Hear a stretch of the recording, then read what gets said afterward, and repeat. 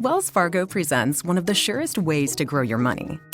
A Wells Fargo CD account, where you can earn a 5.00% annual percentage yield on an 11-month term with a minimum opening deposit of $5,000. Visit a Wells Fargo branch or wellsfargo.com/CD rates to open a CD account and start growing your savings with us. Wells Fargo Bank, N.A., member FDIC.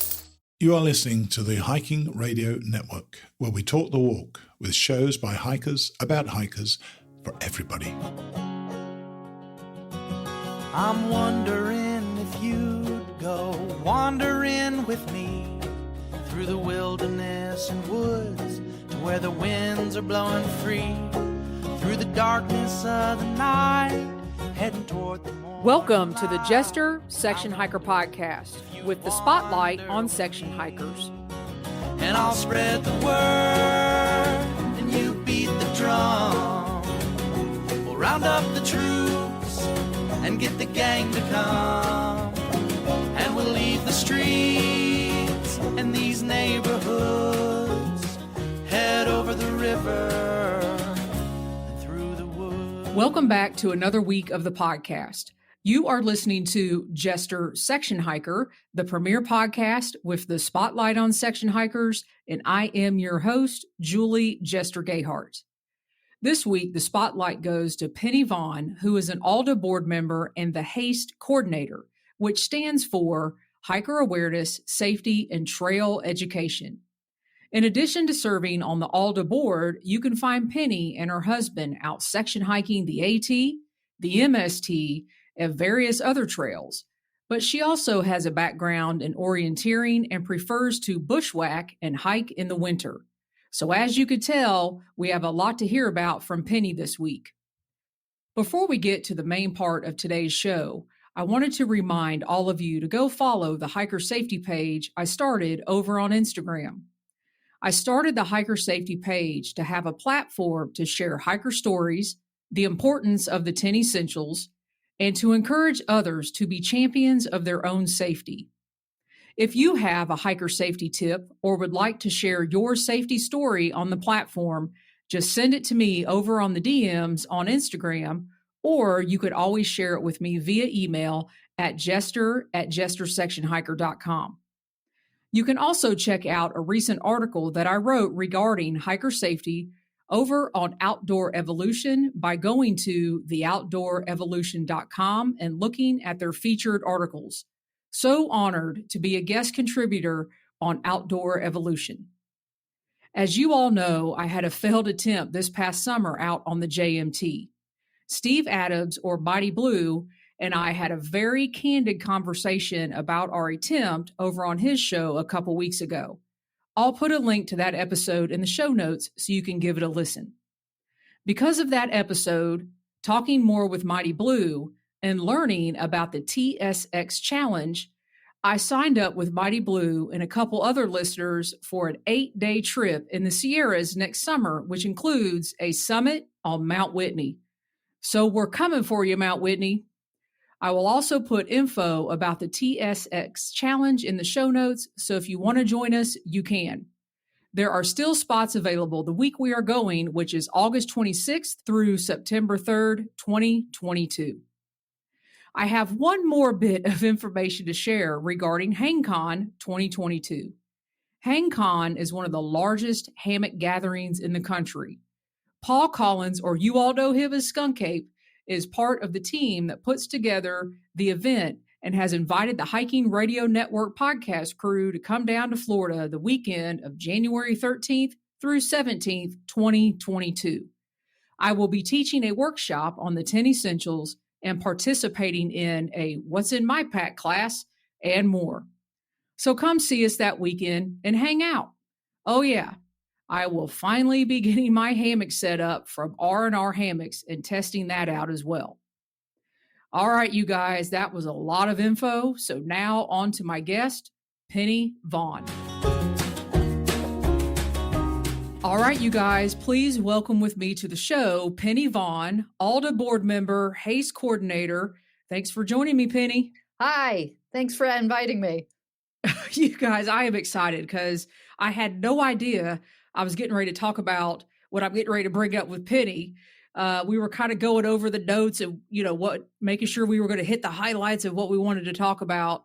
And Penny literally just told me that she broke her back in 2017. And when her and her husband were attempting to thru hike the Appalachian Trail in 2018, he carried all of her gear. So, Penny, the bulk of the episode, we're going to get to it, is going to be about ALDHA and the ALDHA program, but you have got to tell us that story. Okay, so in 2017, March 22nd, I got hit by a car as a pedestrian that threw me into a fence. Broke a rib, broke my T7, which is in the thoracic area, and messed up my L5, my S1, almost crushed my heel. Oh my God. And so a year and you're later, smiling. in March of 2018, we were trying to do a through hike flip flop, and I could only carry 5 pounds. So my husband said, well, I'll slack pack you the whole way. I'll drive. I'm like, I want you to hike with me. And he's like, okay, so I'll carry it. And so it's a good thing I was ultralight to begin with. And so like my base weight back then was about 9 pounds. Okay. And his was about 11. And so altogether, including food and water, he was carrying 33 pounds and I was carrying 4. Wow. Okay. So I'm just going to assume some things. I'm going to assume that you guys shared a tent. A tarp. You guys share a tarp. Okay. Man, you are rogue. You are ultralight. So you guys shared a tarp. Did you cook or not cook? We cooked. Okay. So you did have a stove. I'm assuming you shared a stove. You probably shared almost everything. Stove. Oh, okay. I'm telling you, I'm going to use that word a lot. You are rogue. So tarp, cat can stove. I'm assuming that pretty much he carried everything and you maybe had your clothes and maybe some essential items. I made sure I carried my first aid, water, a water filtration device. I carried a map plus my rain gear and an extra layer. Basically the 10 essentials. Very little. Gotcha. Very little because again, before we started, I was showing Penny here on the screen what pictures I was going to use. And she said, oh yeah, that was my pack that I used on my thru hike. And it looks like a camelback that a cyclist would wear. Yes. That would carry maybe, the water bladder pretty much is what it looks like. And then you told me that story. So keep going. So you guys started this adventure. Did you guys have trail names? Were people, yes, lumping you guys together? Tell us about that. Okay. He's Rev for Reverend and I'm Reverse. Okay. Okay. You got to tell us, you got to go further. Well, my name's Reverse because I go downhill backwards because it saves on the knees. Oh, wait a minute, Penny. Okay. Okay, let's finish the trail names, and then I'm going back to this Reverse. Okay. So Rev for Reverend. Yeah. I'm assuming he's a reverend. Yeah, he's a pastor. Okay, and then Reverse. Yes. So did you guys name yourselves? He did, and I kind of morphed mine because I go downhill backwards. I really didn't like the name Backwards because it's like, hi, I'm backwards.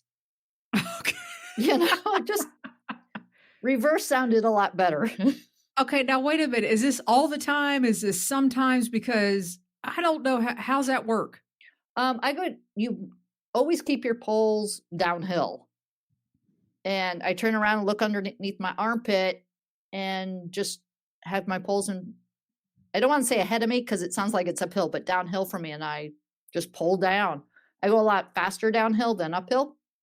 I mean, a lot faster downhill backwards than downhill forwards. Yeah. Penny, I've never had anyone say that. So this is the first, people. Yeah. So, I've done that maybe a couple times when like my quads are killing me, you kind of turn around and stretch everything out and it feels great. Yes. But you're saying you do that a lot. A lot. Okay. A lot more. It saves my knees and my quads. As you mentioned, I usually do it when I feel like it's safe to do so. So like I didn't hike downhill backwards at all in Pennsylvania. Well, no, that's not safe at all. And I'm not sure how you hiked backwards. I mean, okay, so we should probably tell everybody, how far did you get in 2018 on your attempt? I got 1,300 miles. So I went from Harper's Ferry. To Andover, Maine, and then came down and did from Harper's Ferry to Damascus. Okay, so roughly, I don't know, what's that, 13 or 1,400 Yeah, it's around miles? 1,300 miles. Okay, so you guys completed that in 2018. Correct. And then you had to go home for particular reasons. And now you're clipping off the rest of it in sections. Is that right? Yes. I have 123 left up in Maine and 350 left in the southern states. Okay. I got to ask you, how the heck did you go reverse in New Hampshire? That is some crazy hiking.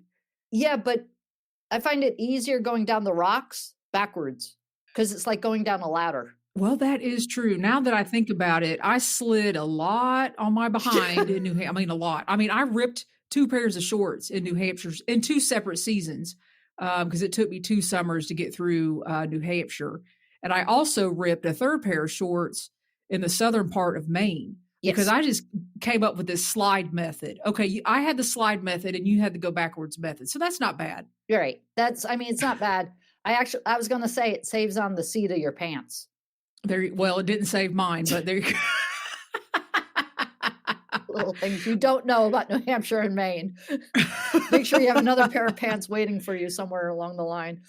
Exactly. So is your husband, is he continuing those section hiking miles with you? Most of them when he can get off of work. Like we just did the 100-mile wilderness in Maine together this past summer. And then he flew back for work and I continued hiking Sobo. So are there any definite plans for a year of completing, or you're just chunking it off as you can? We just chunk it off as we can because life, bills, Exactly. And you are also in the wonderful state of North Carolina. Right. So you've spent some time out on the Mountains of Sea Trail. Yes. And in my introduction, I also said you are into orienteering. And I want to talk more specifically about this winter hiking stuff because I would have to say I'm not a winter hiker at all. And the reason for that is I just feel like I'm going to freeze to death. So what is it about winter hiking that you love so much? And do you stay out overnight or do you specifically day hike and things like that? We stay out overnight within the limits of our gear. So it depends on what the temperatures are going to be. I can't go down to 0 yet, but we've been out to below 15 degrees. Wow. But like as a kid, I was taught how to build igloos, how to sleep in them. So winter doesn't make me afraid. I love the silence. There's different sounds when you hike in the winter. That's really cool. That's a really awesome perception because I bet it gets really quiet in the winter. It does. And while everything is kind of monochrome, where you have it white or black, there's not much difference. But and there's not much daylight. That's the other thing too. No. It gets really dark early, Yep. most of the time across the country, depending on where you are. So that means a lot of time. Oh, wait, I got another question for you as I'm getting ready to say this. In your tent, or for you, are you still tarping or are you tenting in the winter at this point? Tarping. Okay. Wow. Penny, I just visualize you freezing to death on the ground. I can't. I don't know how to do it right. I don't know how to do it properly. Winter hiking, I have no idea. Right. Well, it's either the tarp or I'll make an ice cave, but I'd rather use the tarp. Oh my, okay. The ice cave, that's a whole nother level. Yeah, well. So where are you going to build an ice cave? If you're way up north, like Maine, New England, that's where I learned to do it, was in New England. And you guys, I got to tell you, Penny is looking at me like, this is no big deal. Like, this is I am in awe here because it's just something that I don't do and I find it fascinating. And I don't think I'm afraid of it. It's just I don't know enough how to be safe about it. Right. Yeah. It's the whole idea of there's no such thing as bad weather, just bad clothing. Well, there's that too. And the idea of knowing when to bail and making that decision early enough that you can still stay safe and not wait till the last minute. And I always worry about sweating and not changing my clothes quick enough or not having the proper base layer on, because no matter when I go hiking, you're back, you're sweating. Yes. So there's that fine line between when do I change my clothes out real quick, getting warm, and maybe that scares me a little bit. Right. And that will. I mean, I like a ShamWow so that as soon as I change my clothes from hiking, I can wipe down the sweat off my back before I put on the wool, like my sleeping stuff, my dry stuff. So the biggest thing is my feet. Your feet. Oh, tell us about that. Is keeping feet warm. Gotcha. If my feet are warm, the rest of me's fine. But knowing to like change my socks regularly and not just like one pair of socks for the whole day. Yeah, because what can happen is, when you hike in the summer, your socks, you could dry them out, you could do all kinds of things. You're not really worried about your feet, but I could see in the winter, especially if your foot got wet. Yes. So that's a whole other set of shoes. It's a whole other set of clothes. You know what? We might need to have you back on just for a very specific winter hiking conversation because I'm very intrigued and I'm very interested. So just in the last 13 minutes, Penny, we have learned a lot about you and your hiking style and building ice caves. I love it.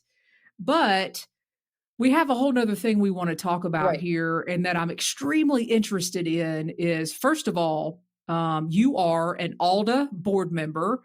And from what I remember you telling me is that you joined ALDHA in 2017. And I would love to get into a conversation about ALDHA. And then you're also the H.A.S.T.E coordinator. So let's start off with, tell us why you joined ALDHA.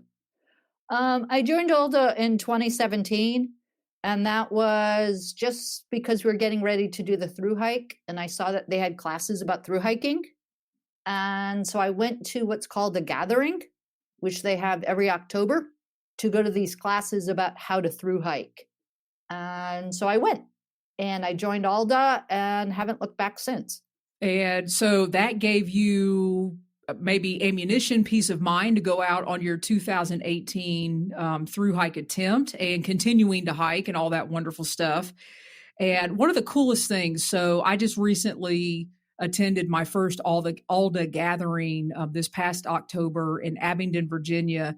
And what an amazing group of people. And I got to tell you, shame on me for not being a member earlier because I learned so much about hikers, different trails. And I think you guys call future hikers hopefuls. Is that right? Dreamers. Okay. Yeah. I thought that was the coolest thing. And one of the greatest things was on, and people have heard me say this before, but I'm going to say it again, on that Friday night when they had everybody stand up for the class of the year they completed the trail. The first thing they said is, if you've been on the Appalachian Trail, stand up. So that was almost everybody in the room. If you're a dreamer, stand up. It was awesome. And I think it went back to the early 70s was the last time a person stood up, which was amazing. So how did you end up? First, tell everybody what ALDHA stands for. Okay. ALDHA is Appalachian Long Distance Hikers Association. And what is the purpose of ALDHA? The Appalachian Long Distance Hikers Association, we started 40 years ago.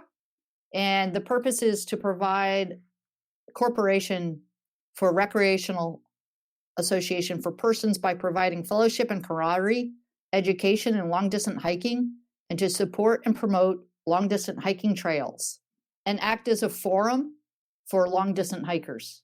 I love that. And one of the things that you told me earlier was it's not just for the Appalachian Trail. So talk about that a little bit. It's for long distance hikers, regardless of what trail they're on.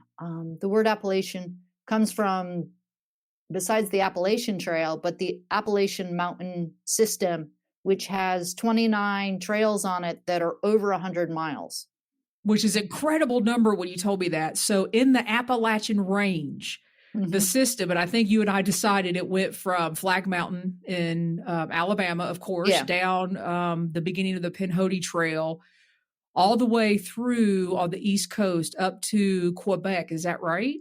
Right. Up to Quebec, before the Appalachian chain continues over to like Iceland and Greenland and Scotland and Morocco.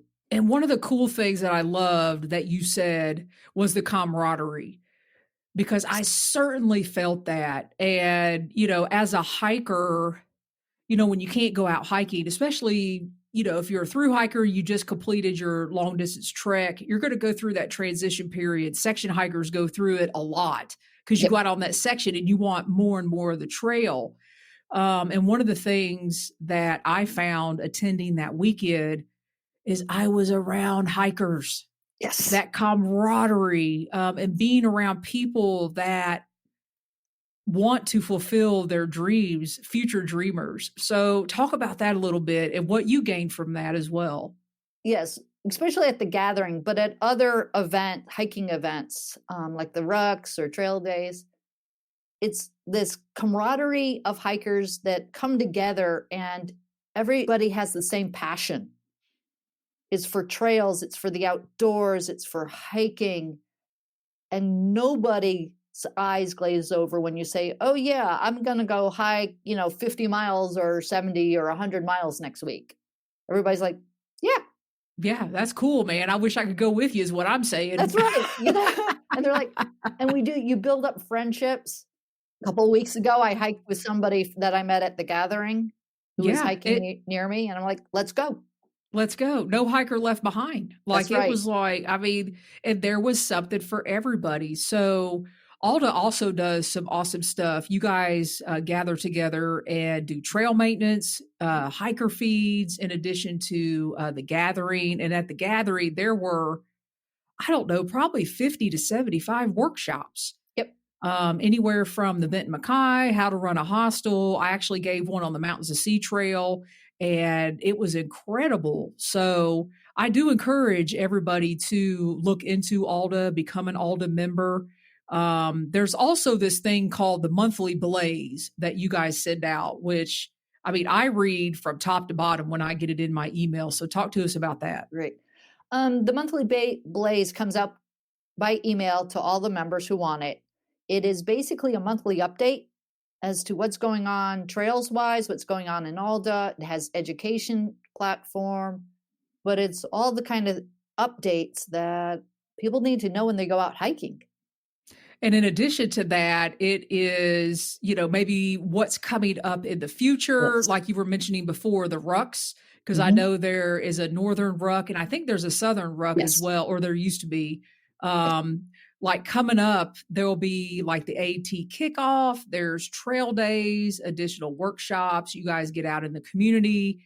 And another thing, and Penny will tell you, I came for her like hardcore as soon as I found out that ALDHA had a hiker awareness and safety and education program. So, and Penny, you are the coordinator of that and the board member for that. So let's get into that. Okay.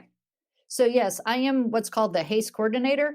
H.A.S.T.E stands for Hiker Awareness, Safety, and Trail Education. And so I coordinate presentations, brochures, trifolds, website information that hikers can look up to gain more knowledge of hiking and like what trails are out there, how to stay safe on them. And I'm looking at the website here. I just pulled up the ALDHA website, you guys, and there is a section titled H.A.S.T.E. Yes. And when you look at this page, you guys have articles on this unbelievable information that I think everybody should take a look at. Food storage techniques, stream crossing tips, prepping for a thru hike, alternative trails, articles and spreadsheets, post-hike depression. Here you go, Penny. Did you write this one? Hiking in frozen conditions. Yes, actually I did. vampires, creatures that want your blood. And here's one for everybody, because guess what? Every hiker I know talks about this. Diarrhea and stuff. Eek. There's actually an article on it, and read it because you need to know that information. And that's just a taste of what you guys, have on there. So were you part of starting that H.A.S.T.E program? And I know that COVID kind of put the kibosh on that a little bit, and you guys are ramping that back up. Right. I'm the first coordinator for H.A.S.T.E. The program was conceived about a year before I came on and was coming together. They just didn't have anyone to coordinate it. And so I came in and they're like, "You're an educator. Here you go." Oh, wait a minute. Yes, Penny's an educator. She knows how to write lesson plans. She probably knows how to speak in front of a crowd. Yeah, you're hired. Yeah. Well, in general, yeah. And then, so I took it. I don't write everything. I find different people to write stuff because I coordinate. I just make sure everything is up to date and correct before it goes out there as far as safety goes and what's going on the trail and, best practices.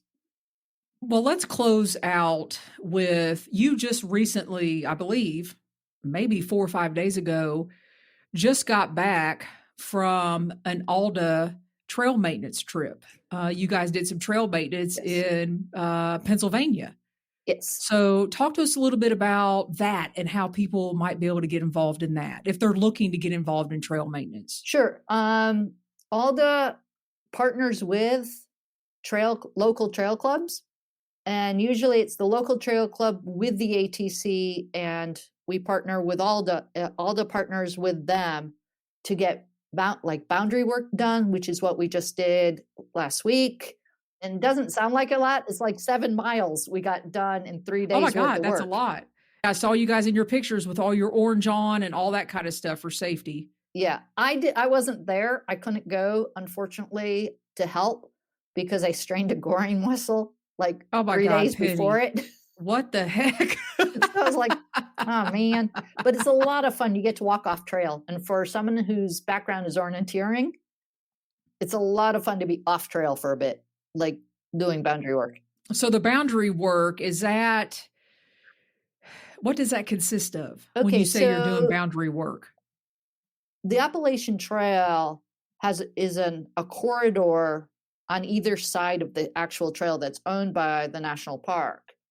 And every so many years, all of it has to be walked to make sure there's no encroachment, to make sure that the boundary markers are still there. And so you walk through and it means you're off trail, the trail itself, so many feet or so many yards away from the trail, and you're cutting brush down. You're making sure there's no trees down that are in the way of being able to see the boundaries from each other. And so it's many people who have gone off trail to go to the bathroom notice like a yellow ring around a tree or 3 yellow stripes. Oh, yes. I've always wondered what that is. That's the boundary. Okay. And so that's what we're making sure is still there. Because, trees fall down. It doesn't matter if you paint them or not. They fall over. And so you have to make sure that this mark is down showing that this is part of the national park system. Interesting. So you guys go out and you're looking for those boundary markers in a particular area, making sure they're still marked. Right. Refreshing the paint on them. I never thought about that at all. Most people don't, but it's a lot of clearing brush away and making sure it's clear that this is part of the national park system. Excellent. It's a lot of fun. I could tell you guys had a blast. It made me want to be there. I mean, it really did. We also eat well. I know. I saw the pictures. You guys were doing dishes and all kinds of stuff. And I was like, I want to be there doing dishes. So, and hanging out and the camaraderie and all that wonderful stuff. Well, Penny, you have certainly been a wealth of information. So first of all, thank you for sharing your unique hiking style. I'm going to say that and giving us information on what you got going on with your section hiking. Thanks for telling us what ALDHA is. Thanks for being the H.A.S.T.E coordinator and caring about safety and getting the word out there to hikers. And I know you're looking forward to the 2022 season because you guys are going to be able to go out more and more and give out those brochures. And I encourage everybody to go to the ALDHA website, look at the information, join ALDHA. What is it to join ALDHA? It's not that much. It's $10 for the year. I mean, that is nothing. I mean, you guys, $10. I mean, it really is. If you think about it, I mean, I've said this before, it's $10 to go to McDonald's and get a coffee on the way to the trailhead. So that's the way I look at it. So join ALDHA, become part of that camaraderie with the hiking community. And Penny, is there anything you want to leave us with or anything you want to leave the listeners with? Yeah, I just want to say, check out the website for ALDHA, but also get out there. What's ever holding you back from hiking farther than you want, further than you've ever hiked before, try it slowly, do it safely. And if you're looking for the camaraderie, if you're looking for people to hike with, check out your hiking clubs that are local and check out ALDHA. All right, Penny, thank you very much for coming on the show. I really, really appreciate it. Well, thank you very much for having me. I appreciate it. This was fun. Thank you so much, Penny, for your service on the ALDHA board and your work with hiker awareness, safety, and trail education. I absolutely love that ALDHA has a program to help educate hikers about the importance of hiker safety and so much more. I will close with this from the ALDHA website. If you have an interest in the H.A.S.T.E program, either as a workshop developer, as a presenter, please contact Penny at plvon3@gmail.com. This is an excellent way to give back to the trail, pass along trail culture, and expand our membership. As always, this is the point at the end of the show where I ask you to go over to hikingradionetwork.com to take a look at today's show notes where you can find guest information, pictures, and links mentioned in this episode. But I have also added a few guest blogs, a show sponsor section, and there is even a button you can click to leave me an audio message. The website is a great resource for all of our shows on the network. If you like what we do, consider a donation that will continue to produce our shows. You can find that donate button on the site as well. Thanks for listening, everybody. Be safe out there and happy section hiking. I'm wondering if you'd go wandering with me through the wilderness and woods to where the winds are blowing free, through the darkness of the night, heading toward the morning light. I wonder if you'd wander with me, and I'll spread the word and you beat the drum. We'll round up the troops and get the gang to come, and we'll leave the streets and these neighborhoods, head over the river and through the woods. You're wondering if I go wandering with you, what kind of trouble we'll get ourselves into. Would it be wrong to tag along with a band of vagabonds? You wonder if I'd wander with you. So I'll spread the word and you beat the drum. We'll round up the troops and get the gang to come, and we'll leave the streets and these neighborhoods, head over the river and through the woods.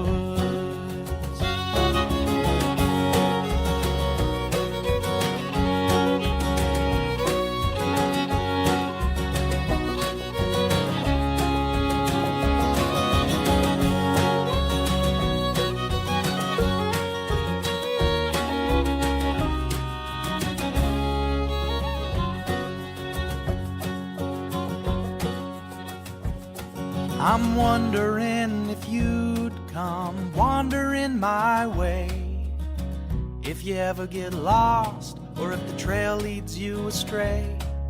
The music of the pack can always bring you back. I wonder, can we wander away? And I'll spread the word and you beat the drum. Round up the troops and get the gang to come. And we'll leave the streets in these neighborhoods, head over the river and through the woods.